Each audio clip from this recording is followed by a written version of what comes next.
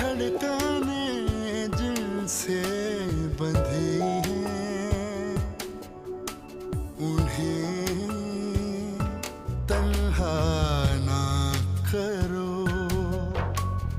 बहता दरिया मोहब्बत इसे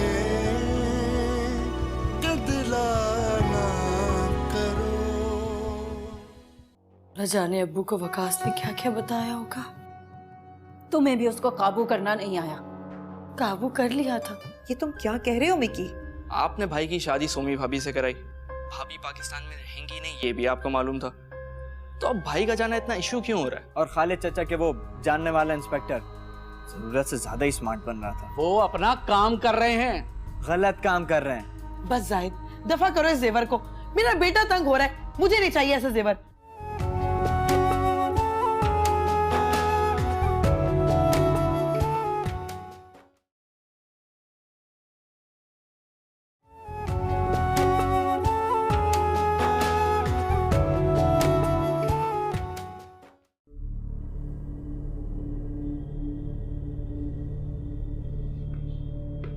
क्या हुआ अब्बू? आप लोग ऐसे क्यों बैठे हैं? चोरी का पता चल गया क्या? हाँ, चोरी का भी और चोर का भी। कौन है चोर? तुम। क्या? अब्बू ये क्या कह रहे हैं आप? वही जो मुझे कहना चाहिए। तुम में अकल नहीं है ना? तुमने चोरी तो की लेकिन सबूत नहीं मिटाए। क्या बकवास है ये? किसने कहा है आपसे? आमिर, हमें तुमसे ये उम्मीद नहीं थी कि तुम अपने ही घर में डाका डालोगे। अरे तुम्हें पैसों की जरूरत थी तो हमसे कहा होता, हम बंदोबस्त कर देते, लेकिन तुमने तो। पुलिस वाले बकवास कर रहे हैं। ये इल्जाम है मुझ पे। भला मैं क्यों जेवर चोरी करूंगा? वो तो मेरे ही थे।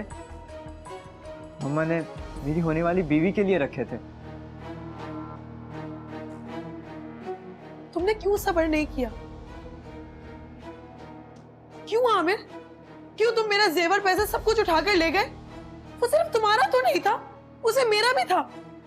फिर वही इल्जाम। मम्मा आप मुझ पर यकीन करें, पुलिस वाले अपनी जान बचाने के लिए मुझ पर इल्जाम लगा रहे हैं। और जहां तक सबूत की बात है तो अलमारी और दरवाजों पे तो आपके हाथों के भी निशान है।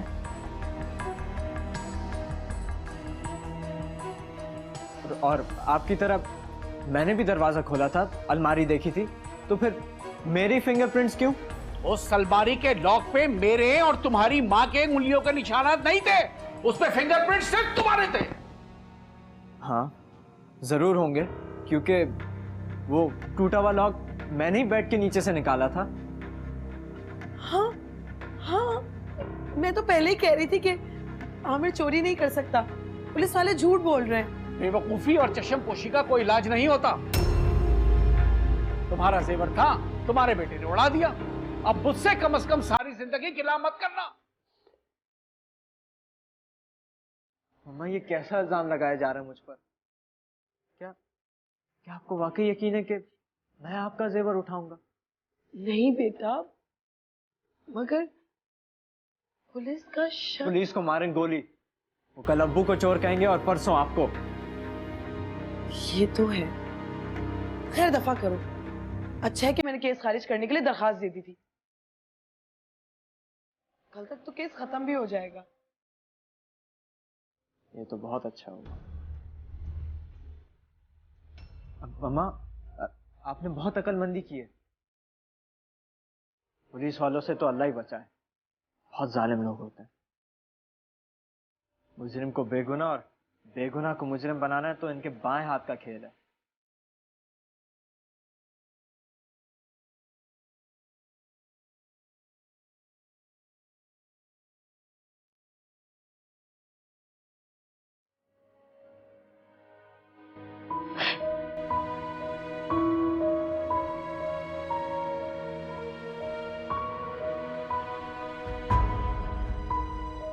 अब ये रोना धोना बंद करो, बहुत हो गया। जो होना था वो तो हो चुका है, अब आगे की सोचो। मुझे अंदाजा नहीं था मेरी इतनी छोटी सी गलती की वजह से वकास मुझे इतनी बड़ी सजा देंगे।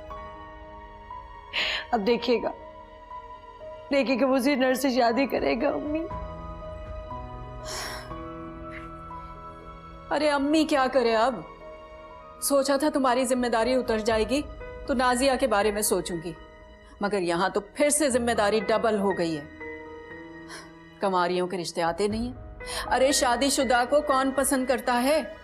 अगर आपने मेरे बारे में दिल से कोशिश की होती ना तो आज ये दिन ना देखना पड़ता। दानियाल के साथ सोमी के बजाय आज मैं होती।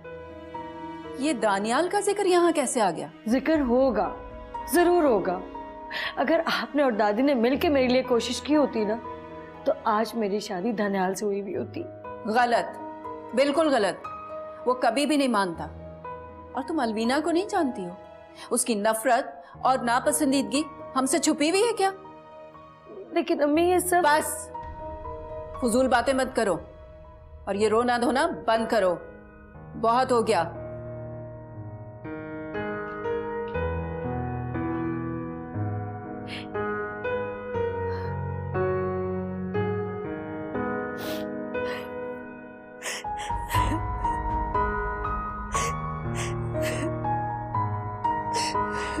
इतनी जिल्लत के बाद आज मैं किसी को मुंह दिखाने के काबिल नहीं रहा। तुम कहती हो रिश्ता देख ले, खुद ही देखो।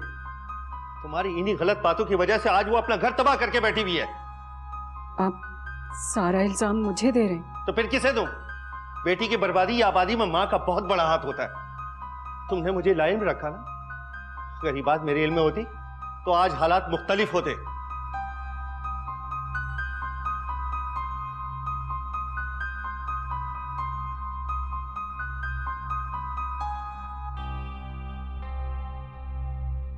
तौबा है, रज़िया आंटी की बीमारी से मैं तंग आ गई हूँ। रोज बीमार हो जाती है। और वो वकास तो कहता है कि मैं जॉब ही छोड़ दूँ। क्यों? अरे तो तुम क्या नर्स हो उसकी? अगर इतना ही शौक है ना तो नर्स रख लें। बहुत मुश्किल काम होता है बुढ़ी बीमार की खिदमत करना। अरे मुझसे पूछो, तुम्हारे दादी दादा की सारी जिंदगी खिदमत की है। बहुत मुश्किल होता है अपना मन मार के दूसरे की सुनना और मानना। अम्मी आपका हौसला था, लेकिन मुझ में इतनी बर्दाश्त नहीं है कि मैं रज़िया आंटी की खूखू और बदबू तौबा कभी नहीं बर्दाश्त कर सकती। ये क्या कह रही हो फौजिया तुम? अरे रज़िया भाभी की खिदमत करना तो तुम्हारे फराइज में शामिल है। तुम्हारी सास है बेटा वो, ना कोई ना कोई ससुर, लंबा चौड़ा खानदान भी नहीं, और दो आदमी की खिदमत को तुम बोझ समझती हो? अरे आबिद, बोझ नहीं, असल में सारा दिन ऑफिस में काम करती है, फिर घर आती है तो घर के काम काज, और फिर बीमार सास की खिदमत। थोड़ी सी उकता गई है और कोई बात नहीं है। कमाल है यार, तो क्या जरूरत है जॉब करने की? वकास माशाल्लाह इतना बड़ा डॉक्टर है, अच्छा खासा कमाता है, तो फिर क्यों? अरे वकास की इजाजत से ही जॉब कर रही है। वैसे भी आजकल घर के सारे अफराद कमाए तभी गुजारा होता है।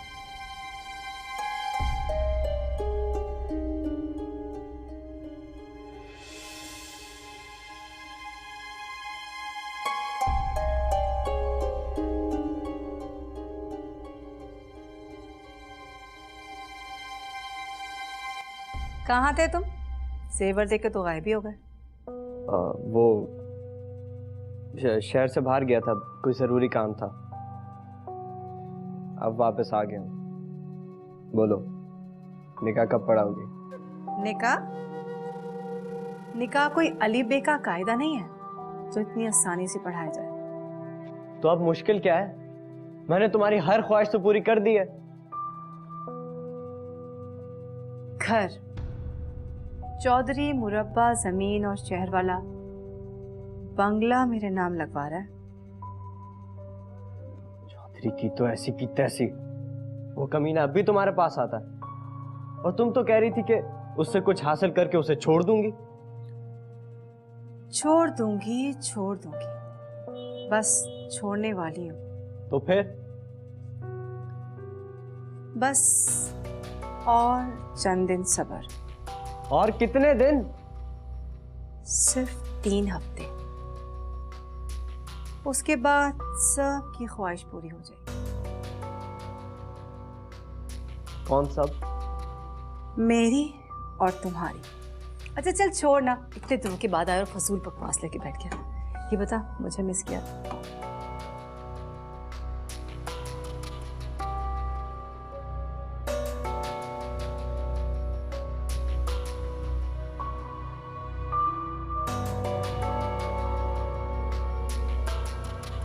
दादी अम्मा, फौजिया आपी की वजह से अप्पू बहुत परेशान है।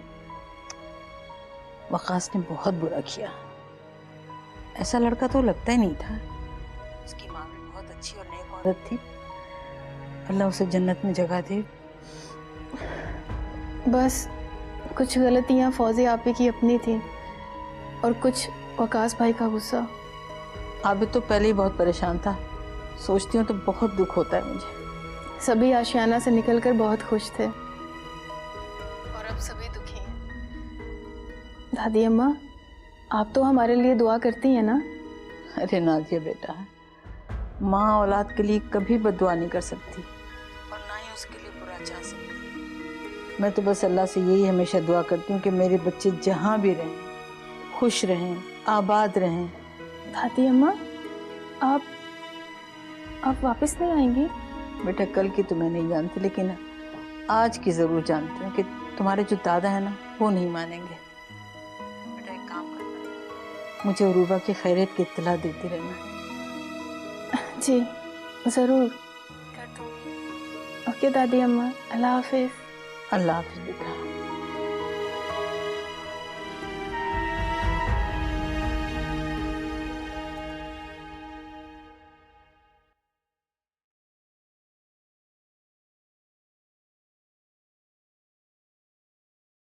अस्सलाम वालेकुम ताया जी। वालेकुम अस्सलाम बेटा, कैसी हो? मैं बिल्कुल ठीक हूँ। कैसे हैं आप? अल्हम्दुलिल्लाह। और ताई अम्मा, सफिया और दादी अम्मा कैसी हैं? सब बेटा बहुत खैरियत से, अल्लाह का शुक्र। अच्छा, वो आपने मुझे शादी में नहीं बुलाया? बेटा वो कार्ड भेजा था ना। दरअसल वो कमाल चाहते थे कि आप खुद बुलाने आए। सच पूछो तो तुम्हारी ताई ने मना कर दिया। वो चाहती ही नहीं कि तुम आओ। तो ताई का दिल मेरे लिए अभी तक साफ नहीं हुआ। बेटा बिलाल मान जाता तो साफ हो जाता।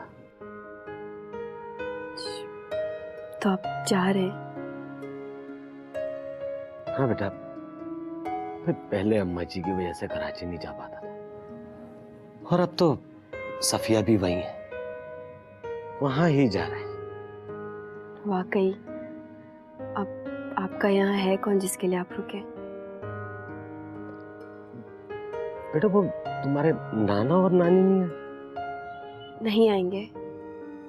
अजीब लोग, बचपन में तो बड़े लाड से ले गए थे, बड़े बड़े दावे किए थे, फिर खुद ही तंग आ गए।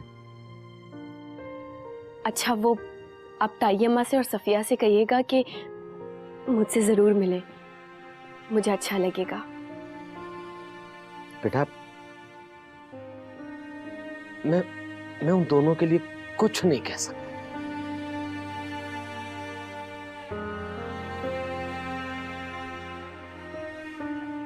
आप बैठे, मैं आपके लिए खाने पीने का इंतजाम करके आती हूँ।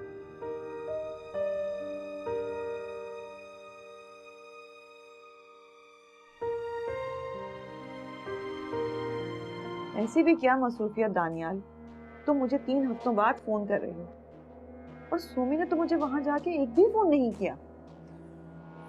मामा बस जॉब के लिए कोशिश कर रहा हूँ, सुबह से रात तक बिजी रहता हूँ बहुत। क्या अपना बिजनेस छोड़ के तुम जॉब तलाश कर रहे हो? मजबूरी है काम मामा, क्या करूं, कमाना तो है ना। खैर छोड़े, मुझे मिक्की की कॉल आई थी। वो बता रहा था कि दादा अब्बू ने कहीं मुलाजमत कर ली है। हाँ, मेरी भलाई का खूब चर्चा हो रहा है। बड़े मियाँ अलग घर में रहकर दोनों बेटों के मुंह पे कालक मल रहे हैं। मगर मिक्की पूछ रहा था कि हजारों मील दूर बैठकर हमसे उनके बारे में सवाल जवाब करता है। क्या आके उन्हें संभाल क्यों नहीं लेता? मम्मा वो जब भी आएगा ना तो सिर्फ उन्हीं के लिए आएगा। हाँ, जैसे हम उसके दादा दादी के गुनाहगार हैं। आप गुस्सा क्यों कर रही हैं? जो फैक्ट है मैं तो वही बता रहा हूँ आपको। उन दोनों भाइयों ने मुझे कटहरे पे खड़ा कर रखा है। कभी एक सवाल करता है तो कभी दूसरा मेरे गुनाह जताने लगता है। तुम्हें शर्म नहीं आती अपनी माँ से ऐसी बातें करते हुए?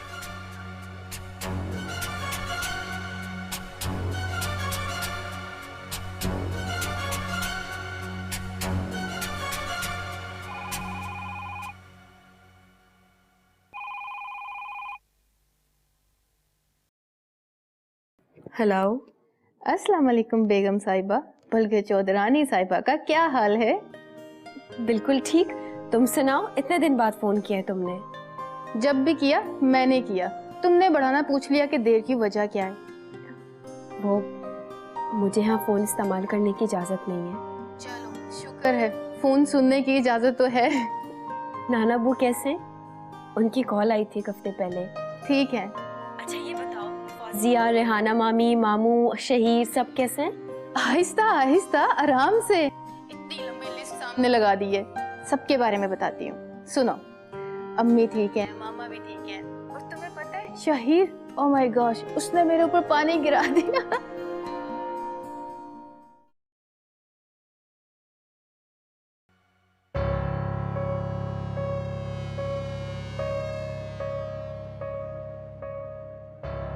अलवीना, अलवीना क्या हुआ?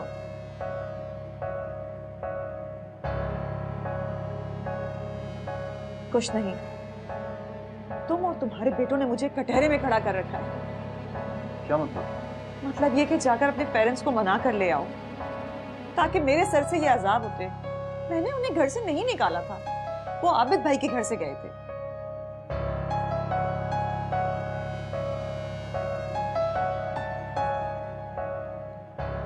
जानता हूँ।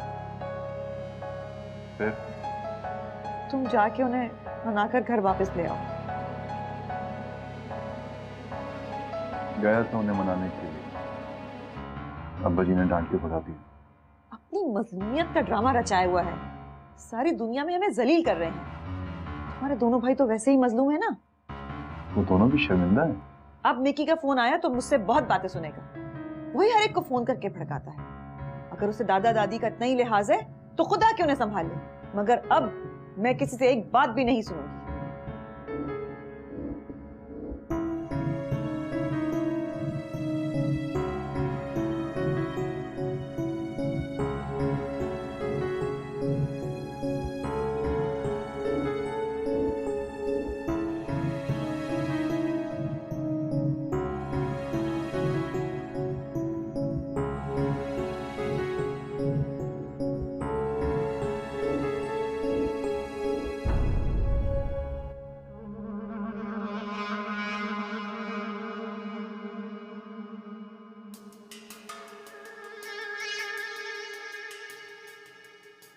कमाल, मेरी एक बात मानेंगे?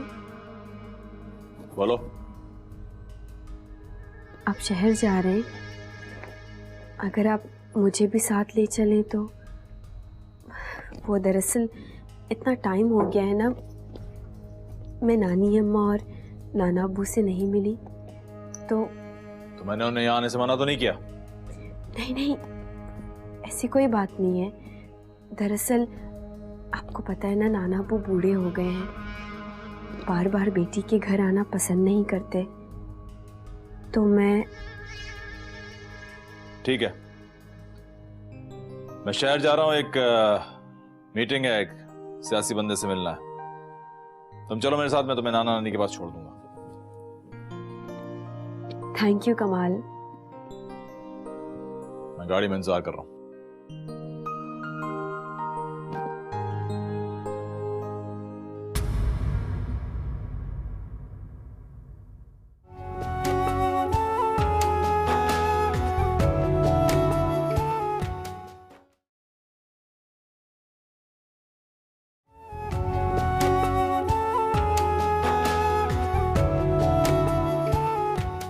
हालात सब कुछ सिखा देते हैं। बेटा, इतनी संजीदा बातें तुमने किससे सीखी हैं? वो कह रहा था अम्मी को मामूली बुखार है और मैं अपना कारोबार छोड़कर नहीं आ सकता। जब कोई सीरियस बात हो तब बताइएगा। सीरियस? वो क्या मेरे मरने का इंतजार कर रहा है? बहुत खूब। यानी आप मेरी बेगम को अपनी गर्ज के लिए खूब इस्तेमाल करते हैं। आपको इनकी सेहत का एहसास ही नहीं है? अजीज साहब, बच्चों के सामने ऐसी बातें क्यों कर रहे हैं? अच्छी नहीं लगती। धड़कने जिनसे बंधी हैं उन्हें तन्हा ना करो।